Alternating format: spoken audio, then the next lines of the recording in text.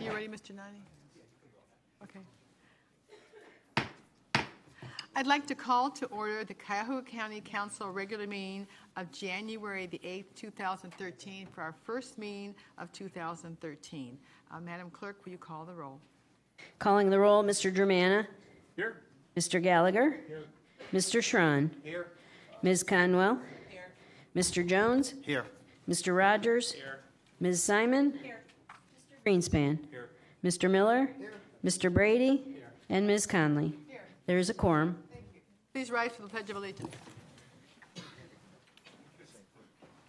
Oh, we have to move. I pledge allegiance to the flag of the United States of America and to the republic for which it stands, one nation, under God, indivisible, with liberty and justice for all.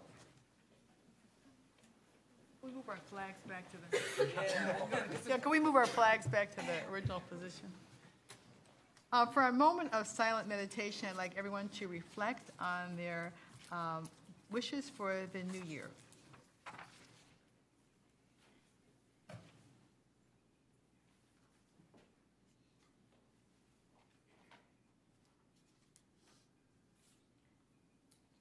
Item 5, public comment related to the agenda. Is anyone signed in to speak related to the agenda? No one has signed in to speak. Item 6, the minutes for the work session for December 11, 2012, the regular meeting for December 11, 2012, the organizational meeting for January 2nd, 2013, and the committee of the whole for January 2nd, 2013 are in your packets. If everyone has had an opportunity to review those minutes, I will entertain a motion to adopt or approve the minutes as circulated. So moved. Second. Moved by Mr. Rogers and seconded by Mr. Miller. Is there any discussion on the minutes? All those in favor indicate by saying aye. Aye. Opposed? The ayes have it. The minutes are approved. I just have a couple of brief comments. Item 13 on the agenda is an item for executive session and will be moved to the end. I would like to thank 3 retiring members of the administration, Treasurer Richard Jensenbrenner, Sheriff Bob Reed, and Clerk Gerald First for their years of service, and thank them for a job well done. And I thought I saw our interim clerk, Miss Andrea Rocco, was maybe here. I don't see her now. Okay. All right. And that's all my remarks for this evening. Mr. Fitzgerald. Thank you, Madam President. I've been told that it would be impossible for me to improve my over my last public comments. I will just note briefly on February 19th, I'll be giving the State of the County address, and as I've done in previous years, I'd invite members of council if there are things they'd like me to consider for inclusion in that. I would be happy to do that.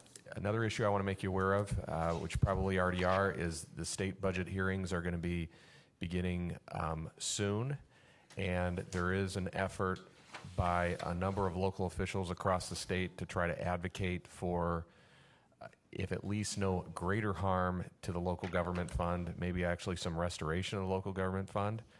And we're going to be supportive of that effort, and I will update the council on that as it develops, because it's certainly something that is going to be a big factor for us as we make our own budgetary decisions.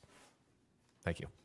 Good. Still brief. Okay. It's got longer. I will It got note longer that- than last time, and it's going to keep getting worse. Well, you probably. got this New Year's resolution. We have to keep reminding you of it.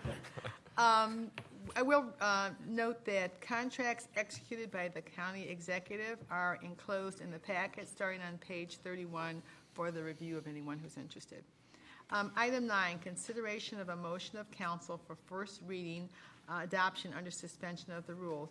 Mr. Gallagher, would you entertain a motion to suspend the rules? Madam President, I make a motion to suspend the rules. Second. All right, it's been moved and seconded to suspend the rules as to item 0002. All those in favor indicate by saying aye. Aye. Opposed? All right, the ayes have it. The rules are suspended. Madam Clerk, would you read the item, please? Motion number 2013-0002, a motion appointing Ann Camille Klanowski to serve on a Board of Revision for Cuyahoga County and declaring the necessity that this motion become immediately effective. Yes, Madam Chair. Yes, I'll Make a motion to move this. Moved by Ms. Conwell and seconded by Mr. Jones. Ms. Conwell. Yes, Oh, Rogers, I'm sorry.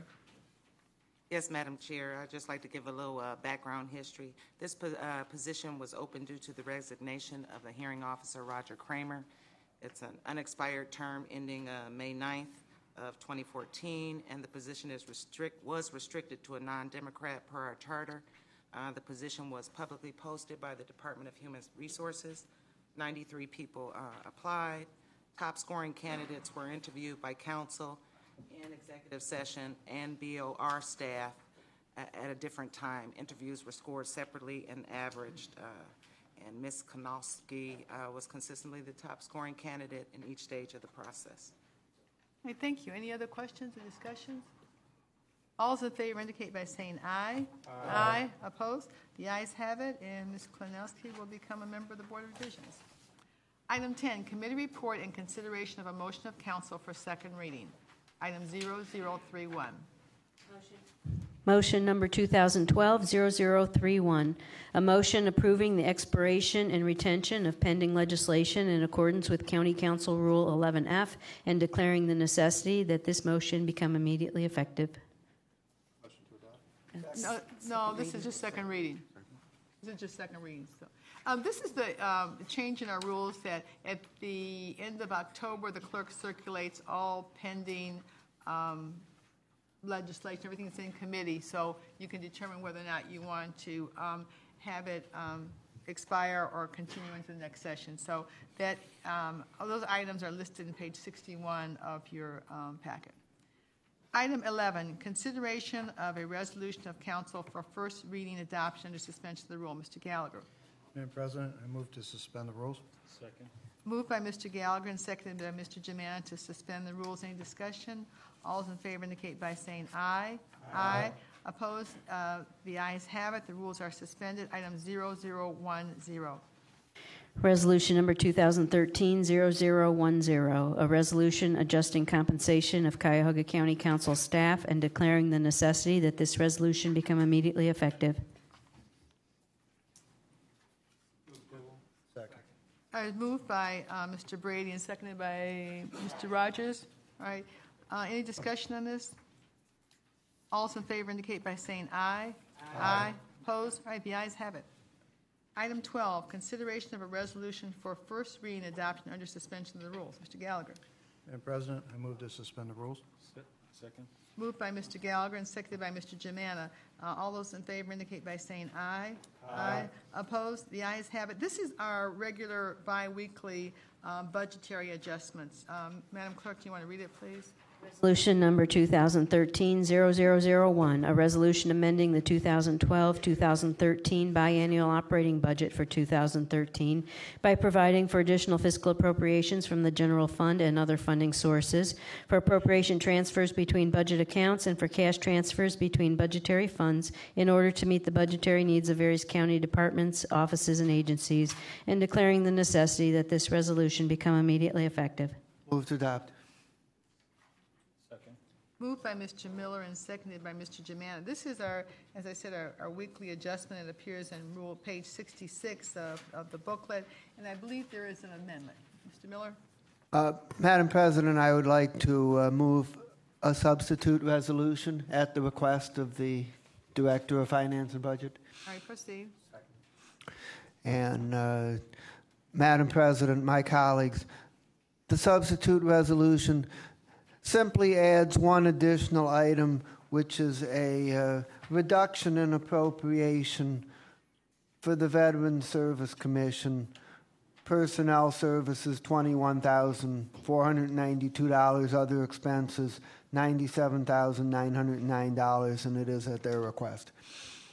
All right, so that's moved by Mr. Miller. I think just Mr. Jemana, you seconded? Mr. Brady seconded. All right, any discussion on this? Do we need anything from the fiscal officer? I think this was at the request of the Veteran Service Commission. All right. Any discussion on the substitute amendment?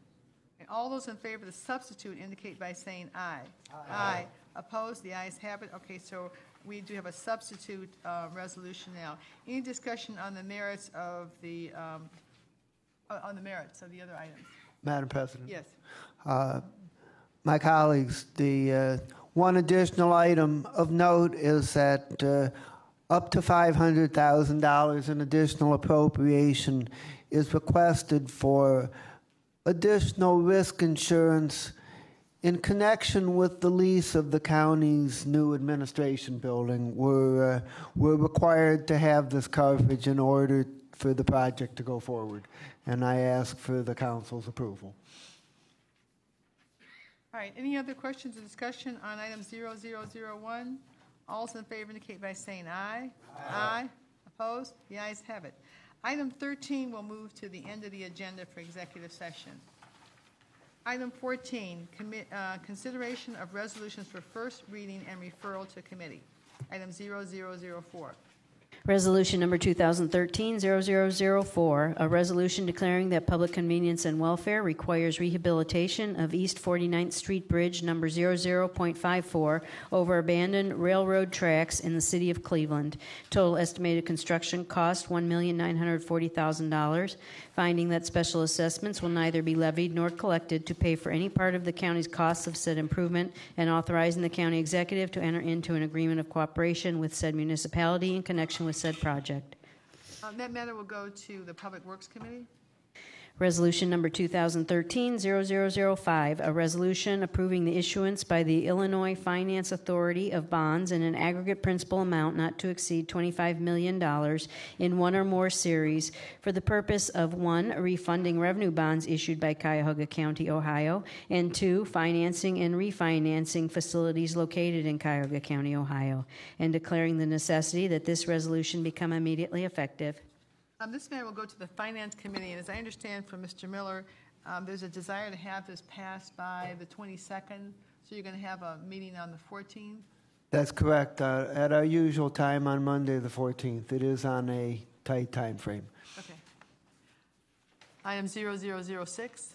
Resolution number 2013-0006, a resolution making an award on requisition number 24978 to Educational Service Center of Cuyahoga County in the amount of $692,930 for fiscal agent services for the Families and Schools Together program in connection with the Ohio Children's Trust Fund fiscal year 2013 grant program for the period July 1, 2012 through September 30, 2014, authorizing the county executive to execute the agreement and all other documents consistent with said award in this resolution.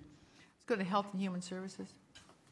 Resolution number 2013-0007, a resolution making awards on requisition number 21514 to various providers in the total amount not to exceed $2,700,000 for residential treatment services for the Youth and Family Community Partnership Program for the period February 1, 2013 through January 31, 2015, and authorizing the county executive to execute a master contract and all other documents required in connection with said awards and consistent with this resolution with the providers in items 14D 1 through 8. This matter will go to Justice Affairs. Resolution number 2013-0008, a resolution making awards on requisition number 21516 to various providers in the total amount not to exceed $2,250,000 for residential treatment services for the period February 1, 2013 through January 31, 2015, and authorizing the county executive to execute a master contract and all other documents required in connection with said awards and consistent with this resolution with the providers as printed on the agenda, items 14E 1 through 14. That will go to Justice Affairs. Resolution number 2013-0009, a resolution authorizing a contract with Starting Point in the amount not to exceed $1,832,782 for administration of the Special Needs Child Care Program for the Invest in Children program for the period January 1, 2013 through December 31, 2013, and authorizing the county executive to execute the contract and all other documents required consistent with this resolution. This matter will go to Health and Human Services. Item 15, committee reports and consideration of a resolution for second reading. Item 0260. Resolution number 2012-0260, a resolution making an award on requisition number 23209 to R.W. Armstrong and Associates Incorporated in the amount of $4,200,000 for general engineering services for various projects in connection with the master plan update and airport layout plan for the Cuyahoga County Airport, and authorizing the county executive to execute the contract and all other documents required in connection with said award and consistent with this resolution. Matter is on for second reading, and is it going to go back? Is it going to be heard again in your committee, Mr. Schreier? There is one more hearing that we have Okay. anticipated. All right, so it should be on for the 22nd? Yes. All right. Item 16, committee reports and consideration of resolutions for second reading, adoption under suspension of the rules. These items have gone to committee, but we need a motion to suspend the rule that require the third reading. Mr. Gallagher. Madam President, I move to suspend the rules. Moved by Mr. Gallagher and seconded by Mr. Germano. All those in favor of suspending the rules indicate by saying aye. Aye. Opposed? The ayes have it. Item 0248. Resolution number 2012-0248, a resolution authorizing a next stage fund pilot loan in the amount not to exceed $700,000 to Spark Base Incorporated for building and deploying loyalty solutions directly to large-scale merchants, authorizing the Deputy Chief of Staff of Development or Director of Development to execute all documents required in connection with said loan and consistent with this resolution, and declaring the necessity that this resolution become immediately effective. Move to adopt. I moved by Mr. Schron and seconded by, I think I heard Mr. Miller first. Mr. Schron. Yeah, this is pretty exciting in that it's technology, and people always say that these things have to be developed on the West Coast or the East Coast, and they don't. They can be developed right here in town, and so it's a software solution that's you're going to be pretty excited when you see Sparkbase and how it moves across into loyalty plans and programs for merchants, not only here in the region but throughout the country. So it's a pretty exciting new venture going forward. All right, any other discussion, questions? All right, all those in favor indicate by saying aye. Aye. Opposed? All right, the ayes have it. Item 0249. Resolution number 2012-0249, a resolution making an award on requisition number 23900 to Economic and Community Development Institute Incorporated in the amount of $550,000 for management of the Cuyahoga County Micro Enterprise Revolving Loan Fund for the period February 1, 2013 through January 31, 2014, authorizing the county executive to execute the contract and all other documents required in connection with said award and consistent with this resolution, and declaring the necessity that this resolution become immediately effective. Move to adopt. Second. Moved by Mr. Schron and seconded by Ms. Conwell. Mr. Schron. Yeah, this is, again, another exciting launch of the sixth of the 11 components going into the $100 million Western Reserve Fund that the county executive had put forth last year.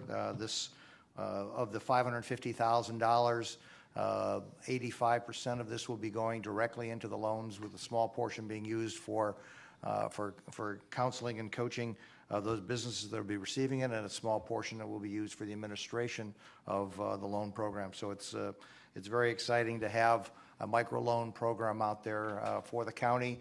I encourage everyone in their districts to be talking to your economic development in your villages and communities and cities to be talking this up, because it's a way in which new businesses and startup businesses can start growing here in the county. So I encourage everybody to support this.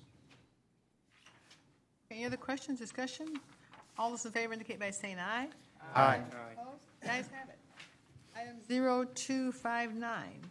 Resolution number 2012-0259, a resolution making an award on requisition number 24986 to Perk Company Incorporated in the amount not to exceed $3,814,000 for resurfacing of Rockside Road from Turney Road to Broadway Avenue in the cities of Bedford, Garfield Heights, and Maple Heights, authorizing the county executive to execute the contract and all other documents required in connection with said award and consistent with this resolution, and authorizing the county engineer on behalf of the county executive to make an application for allocation from county motor vehicle $5 license tax funds in the amount of $762,800 to fund said contract.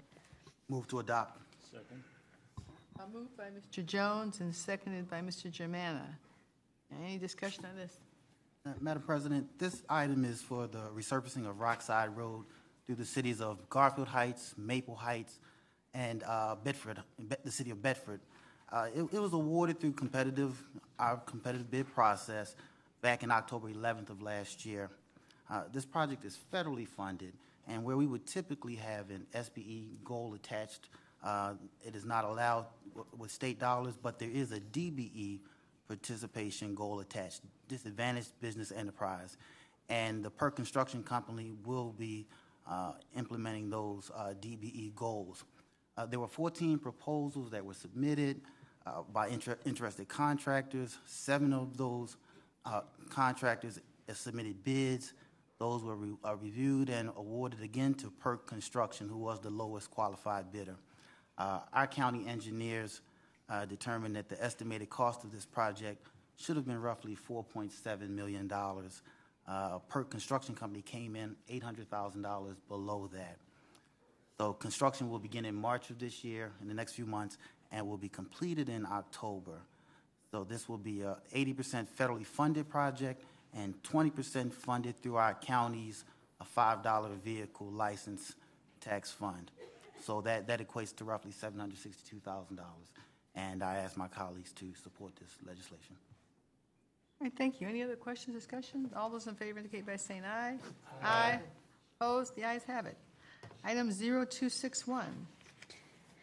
Resolution number 2012-0261, a resolution reauthorizing the HELP loan program in the amount not to exceed $40 million for the purpose of providing linked deposits to financial institutions making below-market home repair loans to Cuyahoga County residents, authorizing the county executive to execute the agreements and all other documents required consistent with this resolution, and declaring the necessity that this resolution become immediately effective.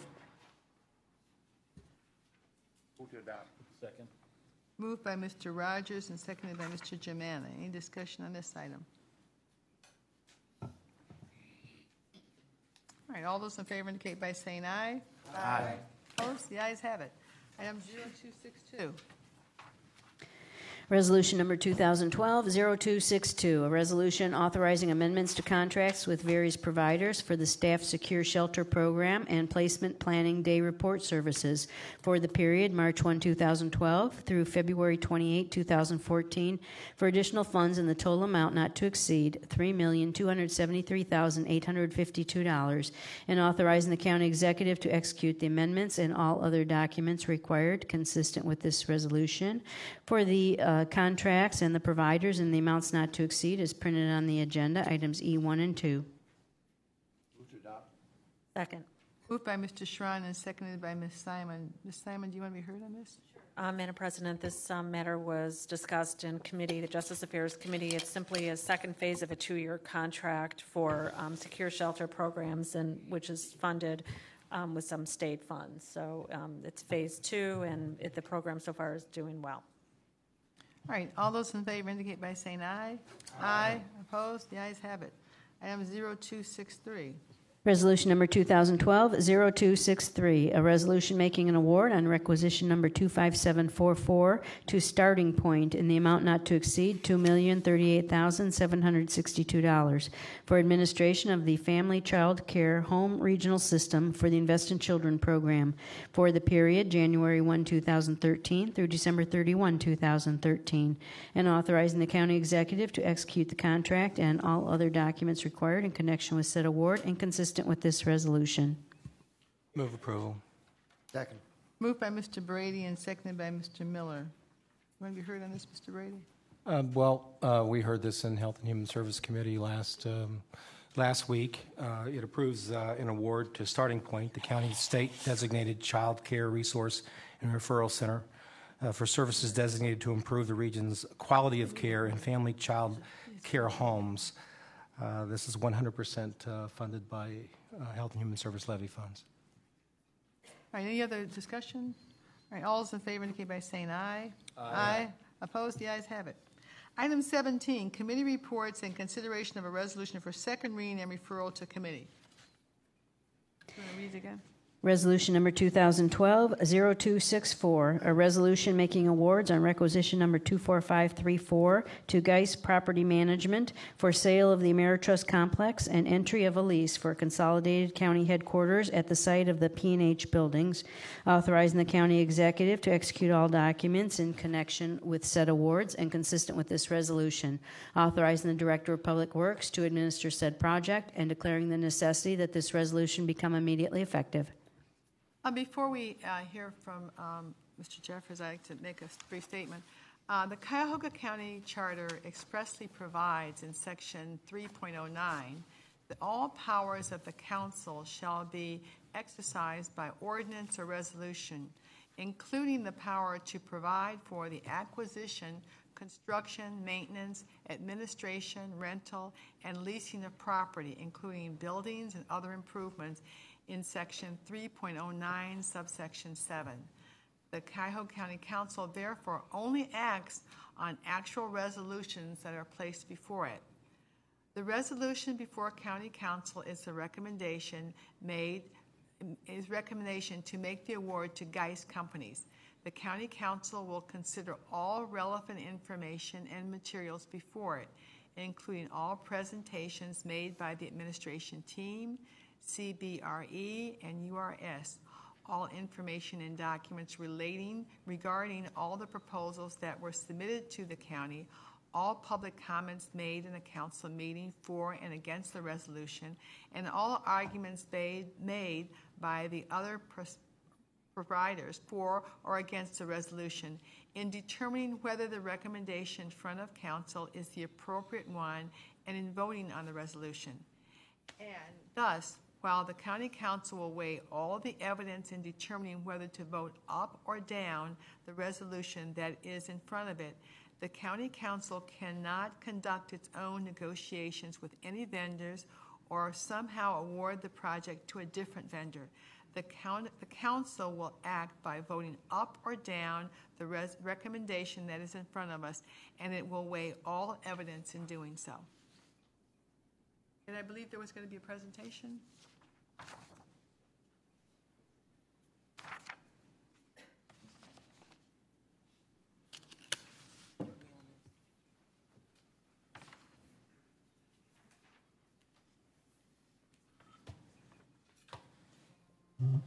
Thank you again for taking the time to meet tonight and talk about this important project. I know that you have all, as well as the executives team and its consultants, invested a lot of time in the evaluation and the thought on this project, and I appreciate you continuing that consideration in the public process. Just as a quick reminder, the recommendation that we are here, as indicated by Ms. Connolly, is that we are here to talk about the proposal for the Geis Company's development at the corner of East 9th and Prospect Street. These are a couple of renderings of the exterior of the building, along with the rooftop, garden, and area that would be available to the employees. The ground floor, the fourth floor entry off of the bridge from the garage. And keeping in mind that these are only preliminary renderings, not necessarily final renderings, and really at the early stages of any design development process. But as a reminder, the proposal that's being recommended by the executive and its team today is being recommended for a number of reasons. We've outlined these in the past to you, specifically last week.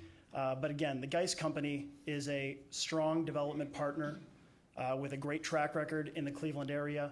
And the proposal that they presented to the county was very positive in the evaluation of the selection committee in terms of its mixed-use concepts and the opportunity to have a redevelopment catalyst at the Ameritrust complex. The new construction that is proposed actually results in the absorption of empty, dysfunctional space that is on the market or will be coming to the market. About 190,000 square feet of building would be replaced by the new county headquarters. So the proposal that is in front of you doesn't actually add to the glut of any vacancy in downtown Cleveland. There are some other points here, but in the interest of time, we'll move on. We were asked to address some of the concerns that were raised last week by the team at Optima Ventures, who you may remember proposed what was historically called the Huntington Building, but is now called the 925 Building. Proposal was made for that building to be the future location of the county headquarters, and that property came in second in the scoring by the county's selection team. And as we look through, we're about to kind of walk through some of the contentions that have been made by the Optima team in the review of the analysis. And one thing I do want to state is that with this presentation, we're telling you that we stand behind the analysis that we've done, both economically and on non-economic points. And our previous analysis, as we presented it last week, we stand behind that as well. Would have been, I believe it would have been demonstrative for the Optima team to have reviewed that prior to making their presentation. But that being said, we'd like to walk through a few points for you, because it's important to remember that, especially in financial analyses, math is not a subjective matter. It is a objective matter. It's not an art. If that were the case, more engineers would probably be attorneys. I don't know about that. That was meant to be a positive. So the financial considerations. We'd like to walk through, there were a number of things that were presented to you last week by the Optima Ventures team, including an analysis. But number one, there was an analysis about the base rent at the Ameritrust proposal. Unfortunately, the analysis presented by Optima was a miscalculation of the base rent in the Ameritrust proposal. The proposed rent at Ameritrust will actually be $7.96 per square foot in year one. In year two, it will be $26.17, and it will increase by 2% per year thereafter. The analysis that was done by Optima and presented to you last week actually has the year two rent beginning at $26.53 per square foot. While that doesn't seem like an awful lot, sounds like you're only talking about nickels or dimes. Once you multiply that out over 222,000 square feet over a potentially 26-year period, the impact begins to be pretty meaningful. This miscalculation resulted in a roughly $2.5 million error in the Optima analysis. One of the other miscalculations in the analysis was Optima's omission of any increases in operating expenses at the 925 building. The proposal from the 925 building proposed to pass through any increases in such expenses to the tenant as they occurred over time. But the analysis that was presented to you by Optima did not account for these costs or these potential increases. On the other hand, it actually did charge the Ameritrust proposal with those same increases, because in the Ameritrust proposal, those increases are included within the base rent. The county's analysis used an estimate of national and local 20-year averages for such increases and settled at 2.5% a year to determine that the estimates at the 925 building, if determined over a 26-year period, would in fact be just about $14.8 million. These numbers do seem large, but you have to remember we are talking about significant sized facilities and long periods of time.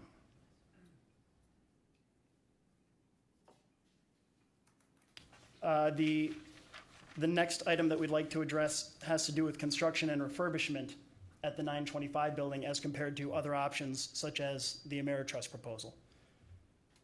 The 925 analysis presented last week assumes that the total construction costs at that building should be the same dollar for dollar with those at Ameritrust. The county analysis, on the other hand, actually incorporated estimates that were done by URS and PCS. Those estimates were made based upon the actual layouts, a uniform set of assumptions, and really sought to determine the difference in cost between building and different properties. The county analysis also incorporates estimates for refurbishment. Carpeting, paint, wall coverings, these are the sorts of things that one would have to assume the county over time would have to be continually funding in its space in order to keep it fresh and up to date. These are items that typically vary with size. So those estimates are typically made on a per square foot basis. When you take into account the cost of initial construction, the estimates that we were provided by the consultants, this results in a $2.48 million omission of the Optima analysis that was presented to you last week. Parking. Optima's analysis last week assumed that the county was required to guarantee and pay for parking over the entire term in order to fund a new garage at the Ameritrust site. While that was an option that was proposed in the initial proposal from the Geist companies, it's not being taken by the county. And as per current policy with the county, employees will be paying for their own parking. So this resulted in a $15.66 million error in the Optima numbers. Security. The Optima analysis from last week assumes that at Ameritrust, the county will be funding all costs of security.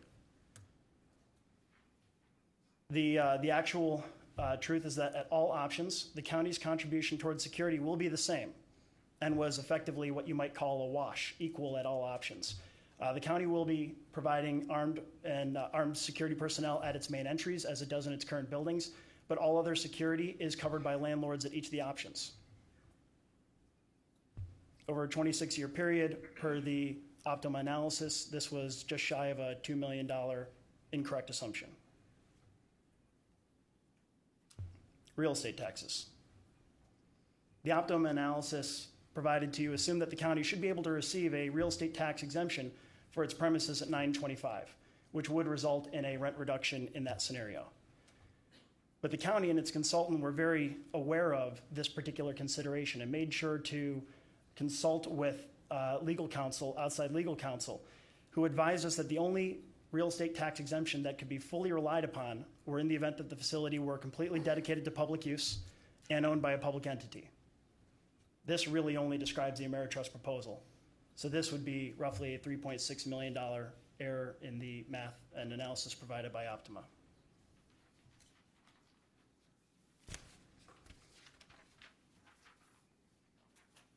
So, in summary, the presentation and materials that were delivered to you last week, unfortunately, did not review or consider the county analysis, nor make accurate assumptions in all cases.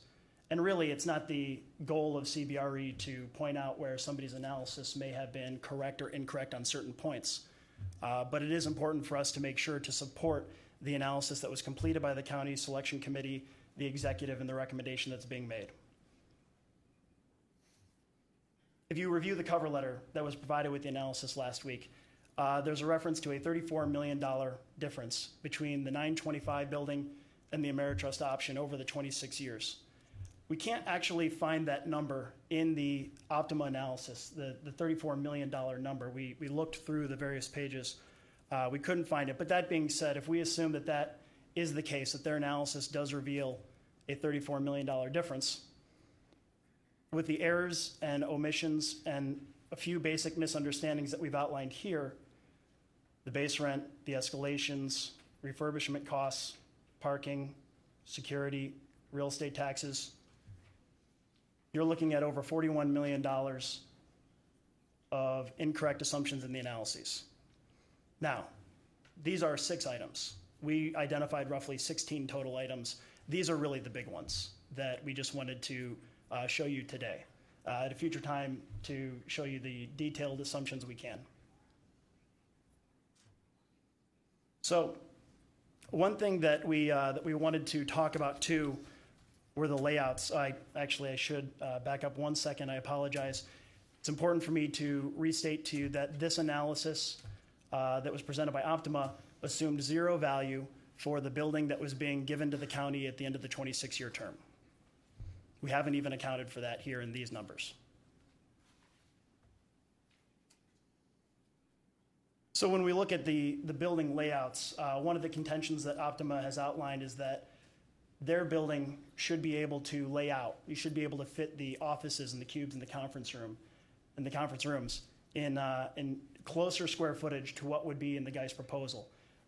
The analysis presented actually has 4 different scenarios, 3 of which basically assume that you would have the ability to take less square footage in the 925 building. But I'll tell you that based upon our analysis and the work that was done by your selection committee, this is not necessarily the case. The selection committee actually did the layout at 925 and really applied your program to that building uniformly in the same way that it did with other buildings. At 925, you're contending with large open stairwells, excessive single-loaded corridors, an inefficient column grid, and these really large atrium and light wells that you see here. You can actually see on the slide in front of you an example of a floor at the 925 building versus the Ameritrust building. While the County Selection Committee and its officials deemed that the 925 building is a grand old building and it has historic character, through on-site visits, analysis of the proposals, internal discussion, they determined that it was disjointed and not reflective of the primary project goal, which was to secure a functional space for the county administrative operations. The plans that you see in front of you here actually may reflect a little of that on their own. Another item that I know is near and dear to the county's heart and the council's heart is the need for the county to be fair when evaluating each of its options. I think you'll notice when you go through the scoring that one interesting note is that when we evaluated the developers themselves or the landlords who are making proposals, the Optima team actually ended up with a score that was slightly higher than the Geist team, even in light of all of the history, all of the experience that the Geist team has in Northeast Ohio. I think that that in itself speaks a little bit to the fairness with which Optima and really all the proposals were treated. I don't mean to be talking about them so much, except that we need to address the presentation that was made last week. I wanted to present you with an example, a specific example of how the 925 building was treated equitably, and efforts were gone through by the county selection team in order to do that. The proposals from the 925 building suggested using that historic bank lobby as a largely empty gathering and concierge area, not for county business, and charging full rent for those spaces. You may remember that boards that were created, renderings of the space, showed that as being a really wonderful grand lobby, but not having any functional uses or personnel in them. If we had gone with this concept, this would have resulted in a total footprint closer to 300,000 square feet for the county to lay out in the 925 building. That additional square footage would have cost the county, in the analysis, nearly $23 million in rent, future escalations, and utilities over 26 years.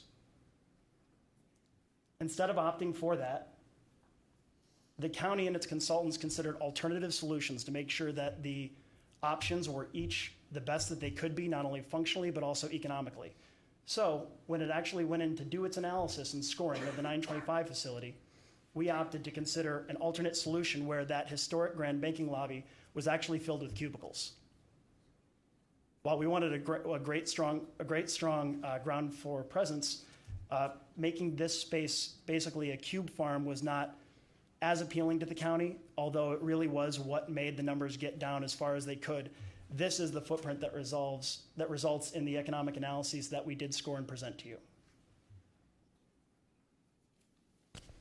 Would like to talk to you about the value of real estate, because I think that based upon the presentation from last week and the ensuing article in the Plain Dealer, it's important to talk about the fact that getting the building at the end of the transaction is a meaningful consideration. In the analysis presented to you by Optima, there is a zero assumption of value, which frankly isn't totally reasonable. It's difficult to estimate future real estate values, which we absolutely acknowledge. There's no crystal ball that anybody has that can concretely do that. But it can't be ignored that real estate in the future always has some value. We pulled up a few examples of recent sales in downtown Cleveland. The first three we thought were especially telling. These are sales that have happened within the last few years in Cleveland for properties that are of the comparable age that the Ameritrust build-to-suit would be at the expiration of the county's lease. These are Class A properties, over 90% leased, with purchase prices ranging from $106 per square foot to $160 per square foot. The number that was put into our analysis was an average of a number of different scenarios and possibilities that we included for the value of a building. We included a number in our analysis at $160 per square foot, what that building could be worth to you in 26 years if it were given to you for $1. We don't think that that's totally unreasonable. The fact is, you're talking the value of real estate after 26 more years of inflation. You're talking about a building that will be 26 years old, but 100% occupied potentially by a credit tenant. It will be a Class A facility. And we're talking about it trading or being valued at roughly the same amount that One Cleveland Center was recently sold for in 26 years after inflation. So we don't feel like this is an unreasonable assumption. But that being said, it's important to remember that we considered an average number in our analysis. We didn't assume the top end number for what we think this property could be valued at. We took an average of what if the county just had an empty building that it sold in 26 years, and what would that be worth? And we found the average and included that in our analysis. It's interesting to note that if you actually took the rental rates that are proposed at the 925 buildings, in the 925 building proposal, and you took the rates from year 26, and you used investment grade criteria, a buyer would likely pay $40 million for that property. Said in another way, if in 26 years, the brand new property that the county would be inhabiting would be leased by the county at the same costs that you would be leasing at the 925 building, you could potentially find an investor, continue leasing it, and provide yourself with a $40 million windfall if you structured what we call a sale-leaseback transaction in the industry.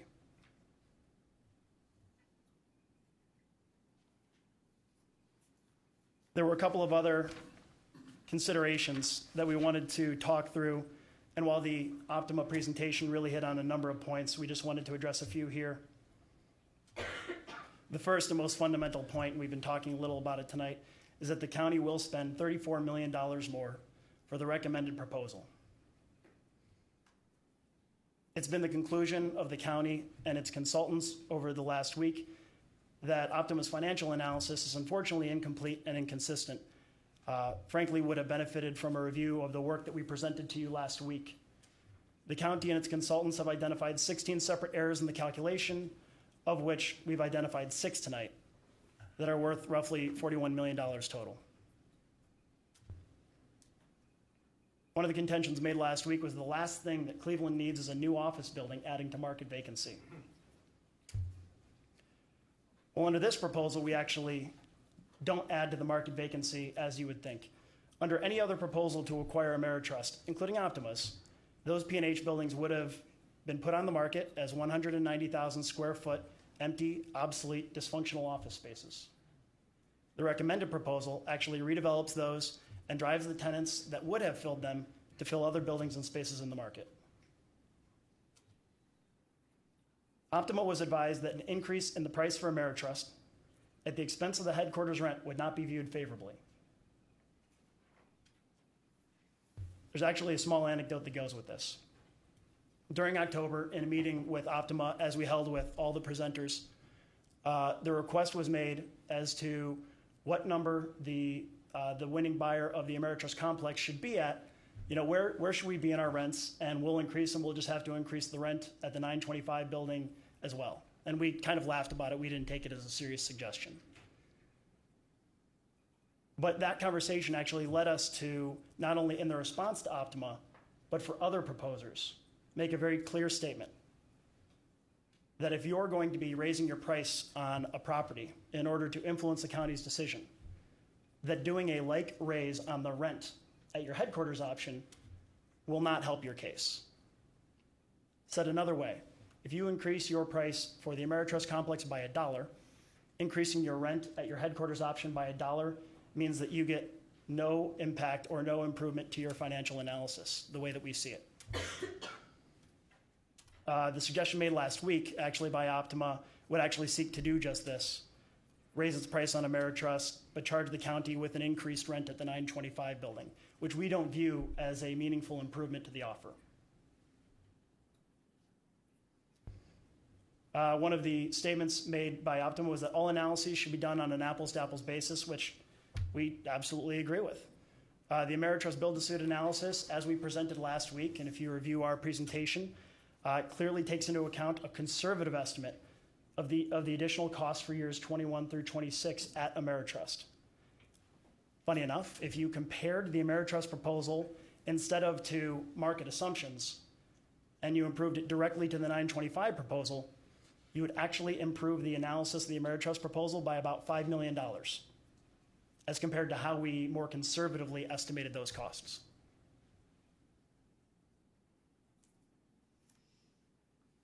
Optima has indicated that they don't necessarily agree with and aren't sure how we came to our construction numbers. But those, as you've seen and we presented, are based upon actual site visits, layouts, a uniform set of assumptions, and really an engagement of some of the area's premier cost estimating and design firms. So there is a basis for those estimates.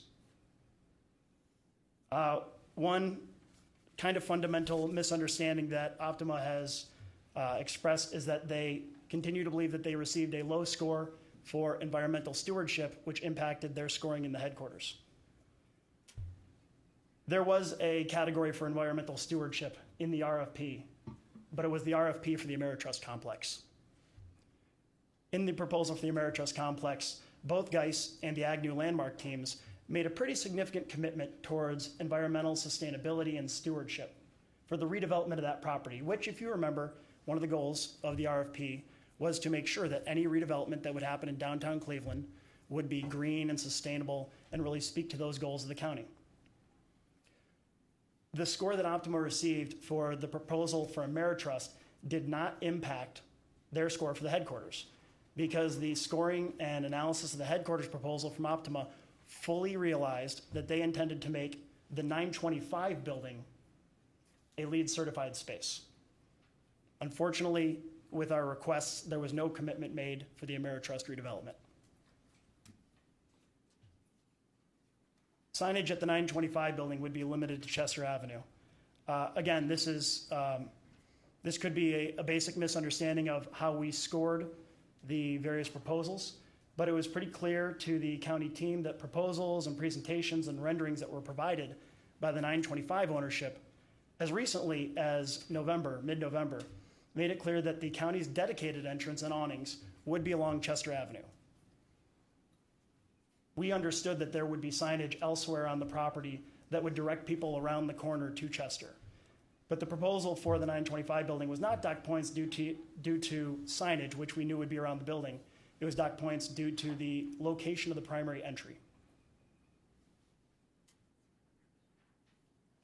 Somewhat tied to the previous statement and similar to it, the contention by Optima is that there is no lost identity at the 925 building.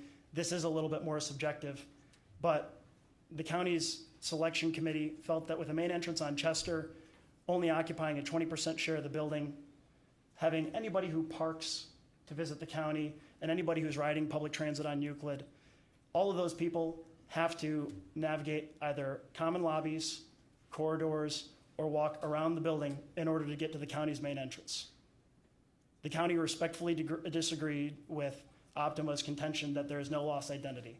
They felt that a location at East 9th and Prospect, where their main entry was really pointing towards the East 9th corridor and the Interbelt Bridge, was more prominent and desirable. So again, I appreciate your time in meeting with us tonight and hearing us out. I'd be happy to answer any other questions that you might have now or in the future. Thank you very much. All right, thank you. This matter will be referred back to the Committee of the Whole, and we will have a meeting of the Committee of the Whole on January 15th at 5 o'clock. So we encourage members of the public to attend, and we can address any other questions at that time. Madam Chair? Yes, Mr. Jaman. You know, I like that Geis proposal from the start, and after that explanation, I'd like to add my name to this legislation. All right, thank you. All right, item 18, committee reports and consideration of ordinances for second reading. Ordinance number 2012-0030, an ordinance establishing the organizational structure of the Department of Development and creating divisions within the department and declaring the necessity that this ordinance become immediately effective. All right, this is on for second reading and no action will be taken. Do you have any comment, Mr. Schreier? All right, item 0035. Ordinance number 2012-0035, an ordinance amending ordinance number 2011-0027, dated July 12, 2011, which established divisions and sections within the Department of Public Works to add the operations of the Cuyahoga County Airport. Once again, this is for second reading, no action. Item 19, consideration of an ordinance for third reading adoption. Item 0034. Ordinance number 2012-0034, an ordinance amending the administrative rules for the Cuyahoga County Human Resource Commission and declaring the necessity that this ordinance become immediately effective. Ms. Conwell, did you have a comment on this? Madam Chair, I'd like to make a motion to accept the proposed substitute as amended. It's on page 172 of our booklets. Okay, is there a second to the motion to amend? So move.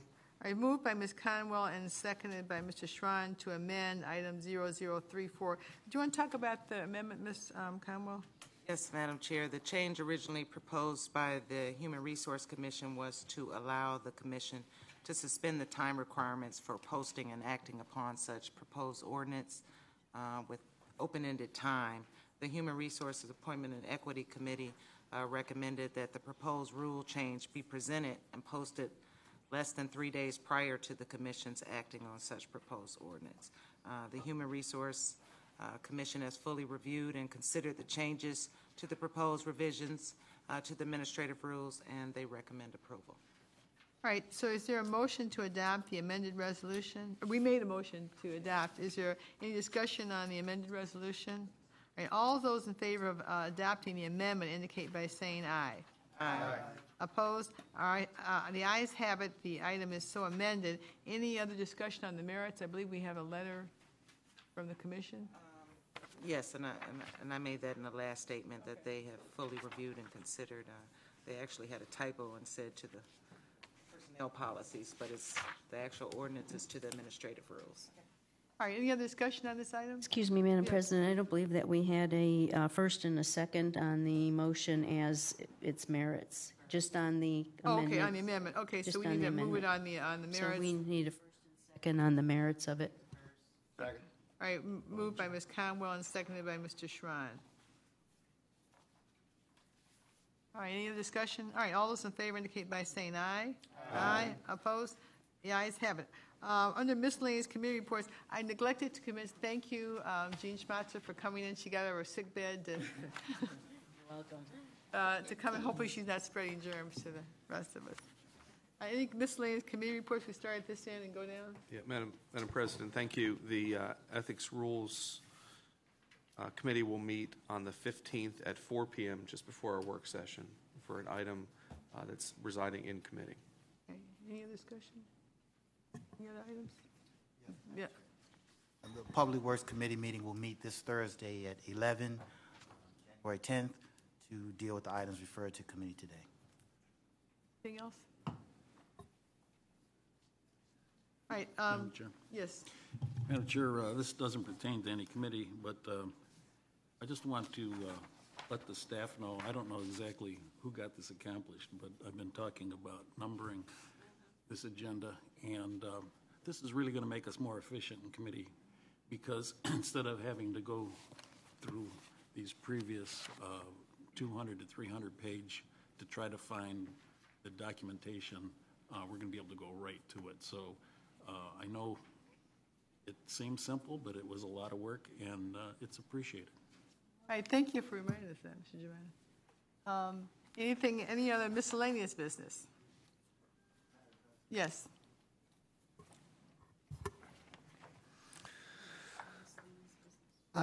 On pages 163 and